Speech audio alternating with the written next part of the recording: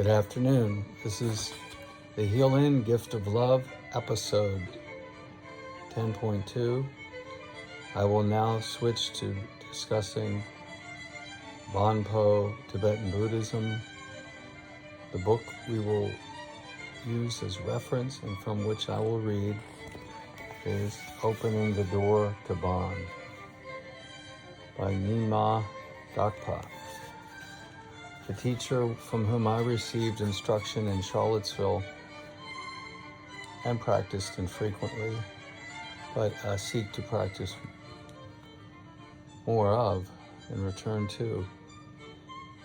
His name is Tenzin Wangyal Rinpoche. He said about this book, I strongly recommend this excellent guidebook for practitioners and for anyone else who would like a window into the view and practice of Bon, which is the oldest tradition, oldest religion in Tibet, 18,000 years according to their sources. 18,000 years ago it was formed. It predates Buddhism. They have their own Buddha-like figure that founded it, and it's in harmony. It's been rendered or reformed or harmonized with Tibetan Buddhism. And the Lama of the Bon tradition that resides in the United States, the only one for a period of time, I believe, is still Tenzin Wangyal Rinpoche, who founded the Ligmincha Institute in Charlottesville. That's the name of the last king of the Bon, the legendary Bon kingdom from ancient history. He resides in Berkeley and comes back and forth. And they're doing online classes for the most part, not in-person retreats. Now, the reading, we will skip now to the proper way to receive the Bon teachings, chapter 2, and forego an elaborate and perhaps tedious introduction. To develop inner awareness and wisdom, it is necessary to develop the right view toward the teachings. This will not be possible if the practitioner has a wrong attitude about the teachings. Before learning the basic teachings or the preliminary practices, one must establish a solid foundation for future growth and a deep understanding of Bon. Without a good and proper foundation, one's practice will not be stable and reliable. Therefore, it is important, very important, to start with a good understanding of the basics of proper practice. And we're talking about a meditative practice. So in a sense, it's not necessary to go through the very first chapter, over which I'm skipping. It gives the history and the details and so forth, and the lineages and the claims, and the basis upon which we might, begin to want to accept this. I'm just asserting this as something that would be interesting for you to know about, and about which you can decide what you want to do. Probably nothing at all. You can decide, but nonetheless, I find it an interesting subject for me to introduce hereby.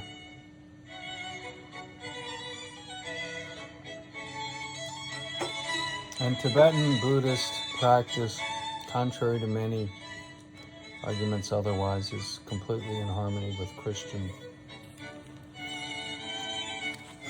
practice. There's no problem with learning these meditative techniques, and the metaphor that the Buddhists use for the great perfection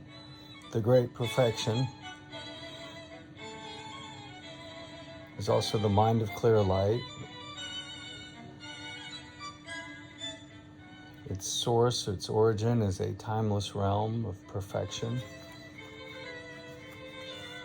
That this world is just but a reflection of that perfection, and that to seek the perfection in this world is to lose yourself in a fruitless task. All right. Now we go to Nyingma, who was I suppose I should say something briefly about the author. He identifies himself as Latrobe Khenpo Nyima Dapkpa Rinpoche. I am the abbot and lineage holder of Latrobe Monastery in the Derge area of the Kham region of eastern Tibet. So he's an abbot and lineage holder of a monastery in eastern Tibet. He grew up in the first Bon refugee community in Nepal, located in Dorpatan. The family is the lineage holder of the Latrobe lineage. His father was, and he goes on and he explains his lineages and the lamas that preceded him. Okay, so this is, I think, a very good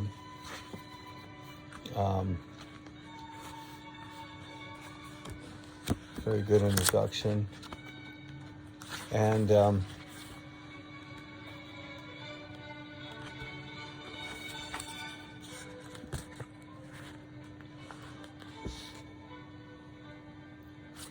me start briefly by introducing the non-virtuous deeds, and then we'll return to the proper introduction given in Chapter 2. The things that that place this in harmony with Christianity are notions, for instance, as the non-virtuous deeds: ignorance, attachment, anger, pride, jealousy.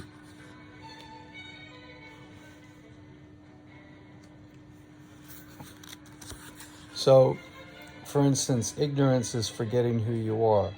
Within the Christian tradition, you would be a son or daughter of the Most High God, created in the living image of God, and thereby partaking of the creativity of the Creator or the Divine Composer, with its ongoing, and with his or her, depending on whether you think it's goddess or God, ongoing composition, never-ending, pulsing regularly, extending in regular measures, diminishing in regular measures, the divine fulgurations, the divine sparks, the divine fire that animates and into which we are dissolved, out of which we are created, to which we return, that is the one thing that permeates everything, that takes many forms. It has a nuclear strong form, a weak force, nuclear form, electromagnetic, and a gravitational form in terms of fundamental forces in physics. But physics has directed itself to a unified field, and working towards a unified field theory that it would unify all of the forces and explain them all as one thing. So the non-virtuous deeds of ignorance, in Buddhism, forgetting who you are keeps us in dullness, darkness, not knowing the true nature of the mind. Well, it's falling out of the mind of clear light, falling out of the great perfection, being less than that, falling out of that awareness. Attachment, well, the selfishness and attachment to the things of this world and the body, to put them before God, if you're Christian, to put them before your emptiness and your luminosity, correctly applied and practiced, that become the basis for self-liberation. You don't want anything to interfere with your self-liberation. The next principle of poison in harmony with Christianity, anger. It's the most powerful of the 5 poisons. You must think carefully and be aware in order to overcome this poison. Instead of reacting in a negative way, try to understand that the anger within you is more dangerous and harmful to you yourself than any external enemy. Control this inner enemy by applying the practice of love, kindness, and compassion for all sentient beings. This practice will also help you overcome any external enemies. One of the great masters, Geshe Nyima Dapkpa, was asked by one of his students, "Master, I turn angry very easily. Please teach me to better control my anger." The answer from the teacher was, if you're looking at it like subduing an external enemy, that is too much. Better to think about taming and schooling your own thought. Then you'll be able to control your anger. Pride. Defining yourself as better than others. It means imagining yourself to be in a higher position than others, to be better educated, to be smarter, more intelligent, more prone to wealth and success, more justified in thinking yourself superior because of it, thinking that you possess more knowledge. You are always trying to make others worse and lower than yourself. This attitude will hinder you from seeing the qualities of others and learning from them. We must realize our independence. The last poison is jealousy. Jealousy can arise when you see that others are happy and lucky. You should be happy for them. Imprisoned in your own jealousy, you generate negative thoughts and actions in order to prevent good circumstances for others. You fear that another's success will result in a loss for you. Therefore, it is crucial to concede that we ourselves would enjoy these same circumstances, and others have the right to relish them as well. Everybody deserves luck and happiness.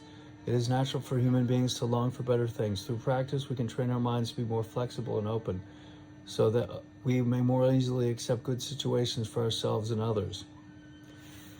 See?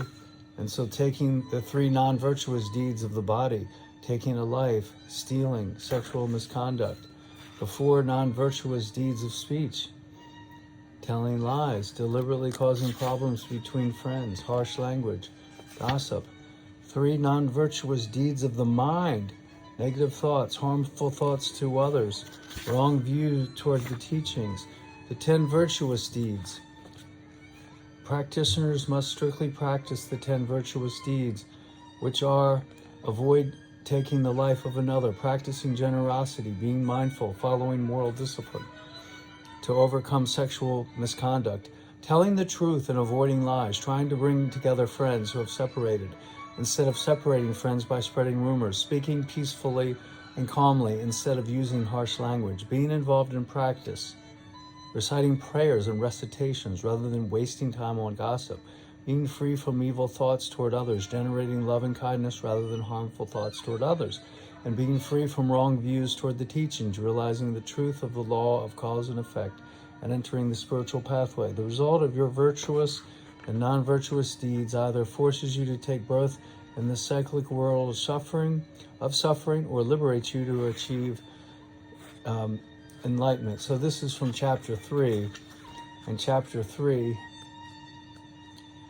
you see, is following the chapter that I'm going into. That's the practices to train one's mind. Chapter 4 is the 9 preliminary practices, and then we have essentially introduced Bon through these large chapters. The origin and history of Bon I can do in a separate episode later, but I think what we need to do is understand the pure attitude of teacher and student to all of this. This will not be possible. The teaching will not be possible. It is necessary to develop the right view towards the teaching, to develop inner awareness and wisdom. To develop inner awareness and wisdom, it is necessary to develop the right view, the correct view toward the teaching.